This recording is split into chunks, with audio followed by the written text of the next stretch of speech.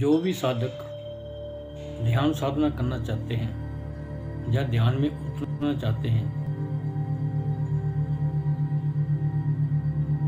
उन ध्यान साधकों के लिए कुछ हिदायतें हैं भी वो किस मार्ग पर चल के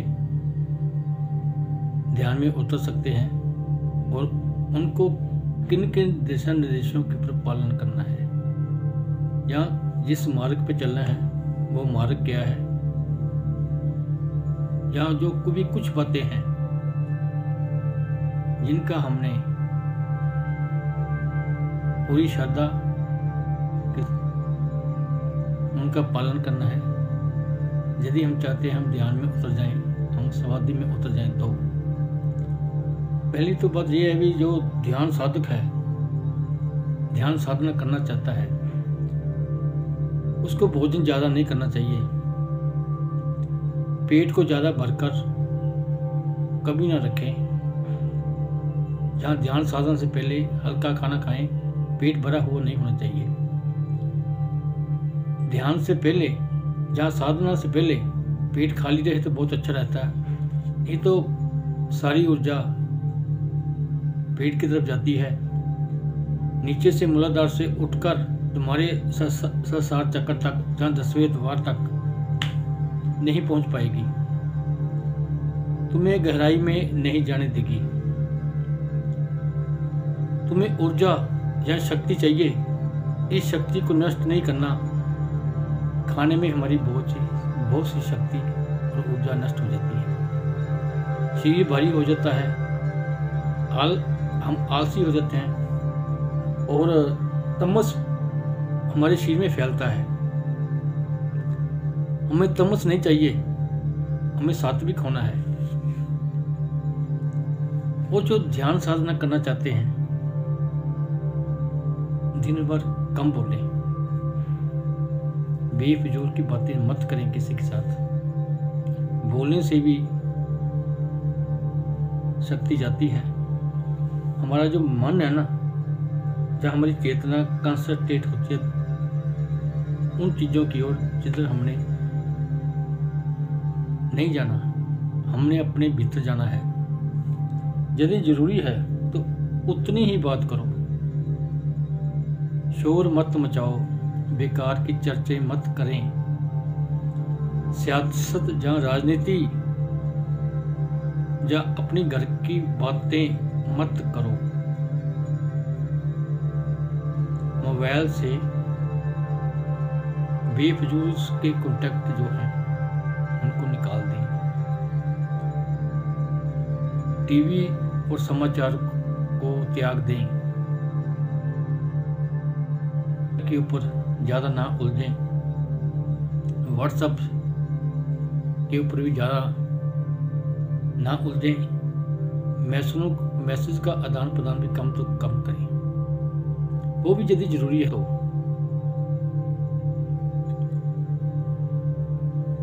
यदि आप मंदिर में गए हो तो पूरी तरह से आप अपने आप को मंदिर के हवाले कर दें। पीछे का ख्याल छोड़ दें, सब छोड़ दें। यहाँ से वापस जाकर क्या करना चाहते हो उसकी फिक्र ना छोड़ें। अभी हम मंदिर में बैठे हैं, उसका ख्याल करें, क्योंकि यहाँ बैठे तुम कुछ भी नहीं कर पाओगे। मंदिर में बैठे हैं तो आपका ध्यान उस परम शक्ति की ओर होना चाहिए, ना कि घर की ओर। मंदिर में बैठे हैं तो घर का कोई काम आप नहीं कर सकते, विचार आएंगे तो कुछ भी नहीं कर सकते। आप तो सिर्फ मंदिर में बैठे हैं और कुछ भी नहीं है। जब जाओगे घर में तो सोच लेना, पूरी सोच विचार को बंद कर दें। ऐसा होगा तो तुम बोलोगे भी कम, बोलने को तुम्हारे लिए पास कुछ बचेगा नहीं। क्या बोलोगे? कम बोलोगे। फिर मौन में जितना रहो उतना अच्छा। ये हमारा निजी अभ्यास है बस। यानी मौन के ऊपर हमने अपने तवज्जो को, अपने मन को, अपनी चेतना को लगाना है।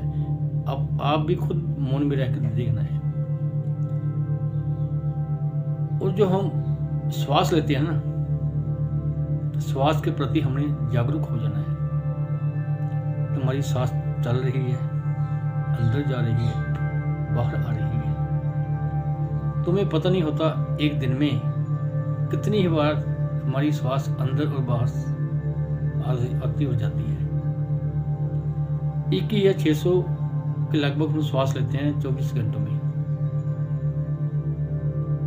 यदि हम श्वास लेते हैं तो हम जिंदा हैं, देख रहे हैं, खा पी रहे हैं, चल पी रहे हैं। वहीं तभी हम प्राण शक्ति हमारे भीतर प्रवाह करती है। प्राण शक्ति तुम्हारी शक्ति है। तुम्हारा शरीर और तुम्हारी आत्मा के बीच एक सेतु है, प्राण, एक जोड़ने की दूरी है शरीर को और आत्मा को, जो तुम्हारी आत्म तत्व से जोड़ती है। ये जो आत्म तत्व है, इसको बहुत कम लोग जानते हैं। जानते हुए भी हम नहीं जानते, उसे भूले हुए हैं हम। हमें पता होना चाहिए श्वास कैसे चल रही है। हमें अपने श्वास के प्रति जागरूक होना चाहिए। एक अवेयरनेस होनी चाहिए। कोई भी श्वास जब आए या जाए, मुझे पता चले श्वास आ रही है और जा रही है, बस, और कुछ नहीं।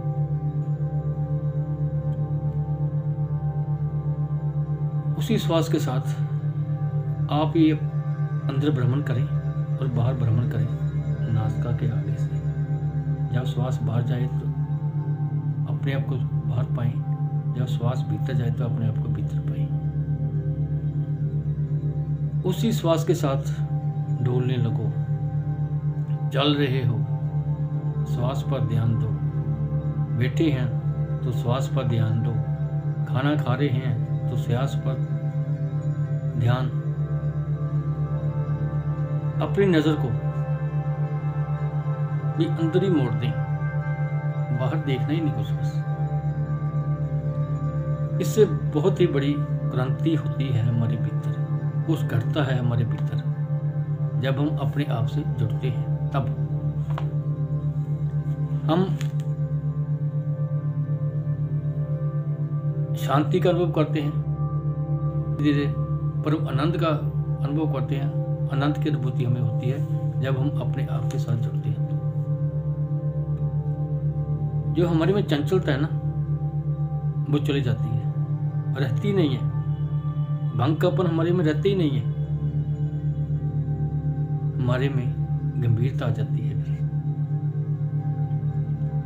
और जो संताप है ना दुनिया के, ये जो दुख दलिद्र है, इनसे हम बच जाते हैं। उनके साथ हम बंधे नहीं रहते। ये जो हमारे जीवन में आंधियां लहरियां उठती रहती है ना, धीरे धीरे वो भी समाप्त हो जाती है। सिर्फ श्वासों के साथ जुड़ने से ही बस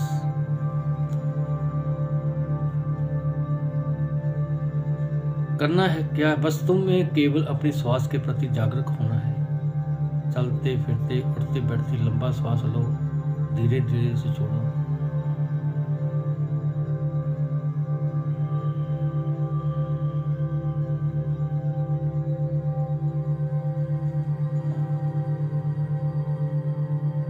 यदि किसी मंत्र के ऊपर आपका विश्वास है तो बहुत बढ़िया।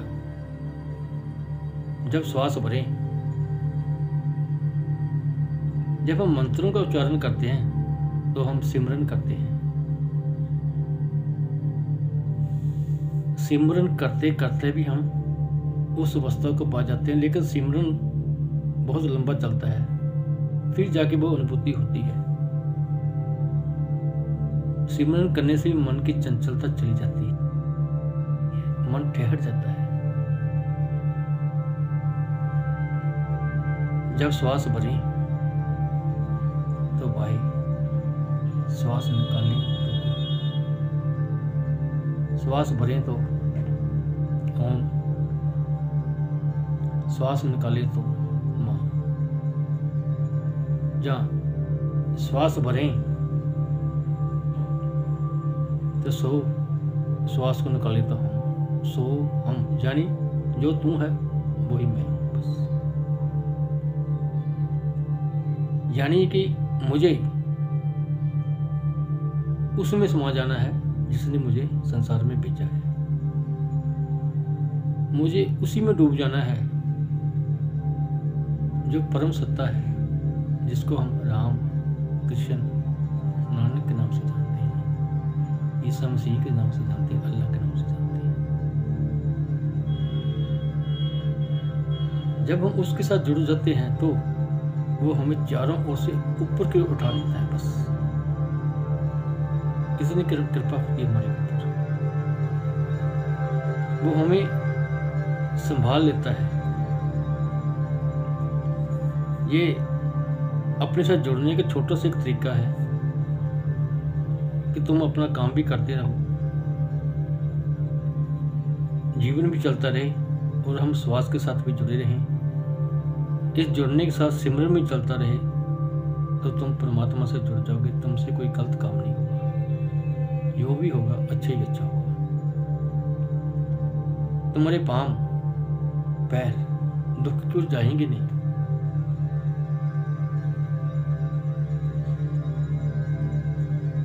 पैर में कोई कष्ट होगा ही नहीं, क्योंकि हम जुड़े हुए उसी के साथ। तुम्हें सच्चे सुख का अनुभव होगा। जब हम श्वास के साथ जुड़े रहेंगे,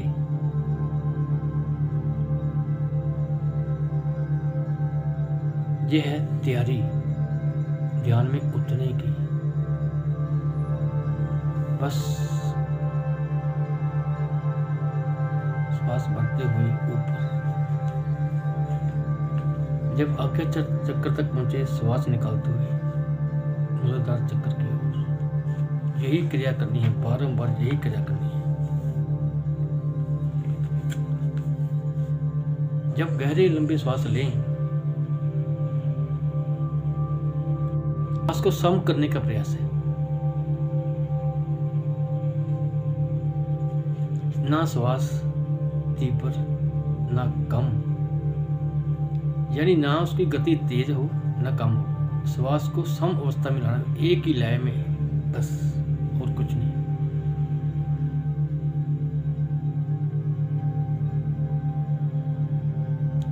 दाएं वाला स्वर भी और बाएं वाला स्वर भी, यानी सूर्य और चंद्र नाड़ी, दोनों को सम अवस्था में लाना है। एक नाड़ी ने दोनों सम अवस्था में चले,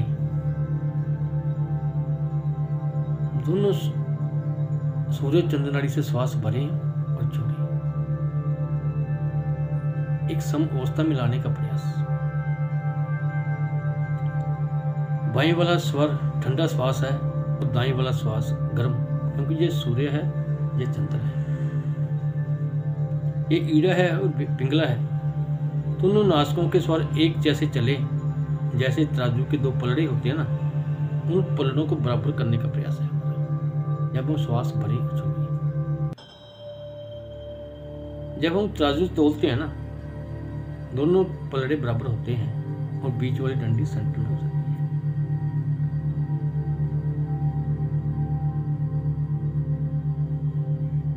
इस तरह श्वास को लेते जाएं, छोड़ते जाएं। खुद पता चल जाएगा भी मेरे श्वास सम अवस्था में है। दोनों श्वास मेरे बराबर चल रही है, सूर्य और चंद्र नाड़ी बराबर चल रही है। बायां दायां श्वास चल रहा है। अपने हाथ को आगे रख के देखें, महसूस होगा दोनों श्वास चलते हैं ऐसे।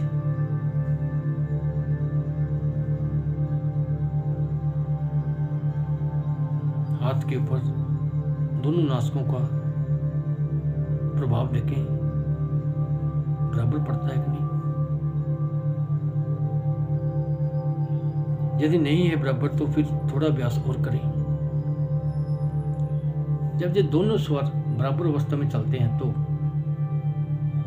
जो तराजू की डंडी होती है ना, वो ये हमारा आज्ञा चक्कर, इसके ऊपर प्रभाव पड़ता है। जब आज्ञा चक्कर के ऊपर प्रभाव पड़ गया, सूर्य और चंद्र नाड़ी दोनों सम अवस्था में आ जाती है। ये बीच वाली डंडी जो होती है तराजू की, ये आज्ञा चक्कर, इसके ऊपर प्रभाव पड़ने लग गया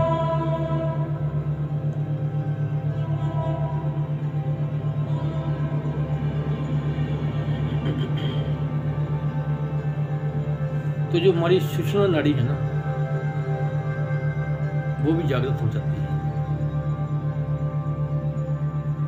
मूलाधार चक्कर से प्राण शक्ति का प्रवाह, ऊर्जा का प्रवाह ऊपर की ओर होना शुरू हो जाता है। हमारा मूलाधार सुषुम्ना मार्ग जागृत हो जाता है। परमात्मा से मिलने का रास्ता और आसान हो जाता है। फिर इसी व्यास से हम धीरे धीरे लोगों के साथ टूटते जाते हैं।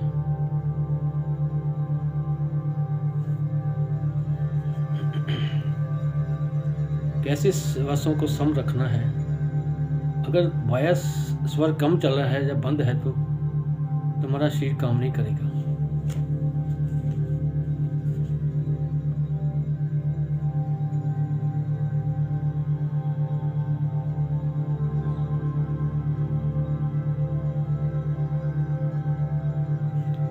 जब हम श्वास लेते हैं तो एक ध्वनि की आवाज आती है।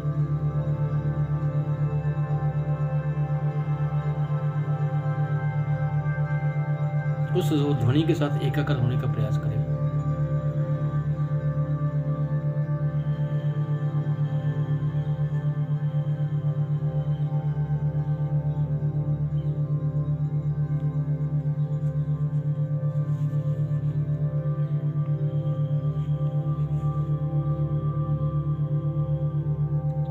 जब हमें गुस्सा आता है ना, तो हमारा दायां स्वर चलता है हमेशा, सूर्य नाड़ी।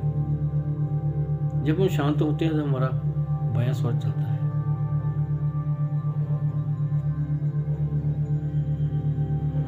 जब तुम गुस्से में हो, क्रोध आ रहा है, तो उसके बाद अपने बाएं स्वर से श्वास लें, आपका गुस्सा शांत हो जाएगा। अगर तुम साक्षी भाव से अपने श्वास को देखने लगे, श्वासों को देखते रहो, तो गुस्सा भी नहीं आएगा। लेकिन हमने इस प्रक्रिया के ऊपर नहीं जाना, हमने श्वासों के साथ जुड़ना है। गहरी लंबी श्वास लें और छोड़ें।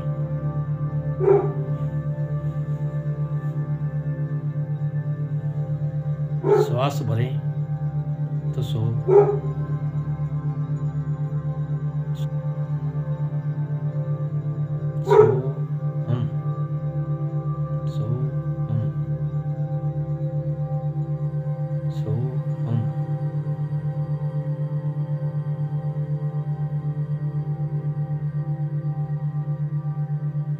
हर एक श्वास के साथ आज्ञा चक्र के ऊपर प्रभाव पड़ेगा। आपके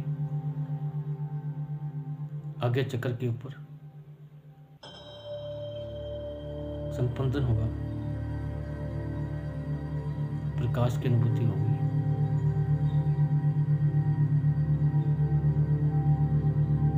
धीरे धीरे हम ध्यान में उतर जाएंगे इसी भाव के साथ ही।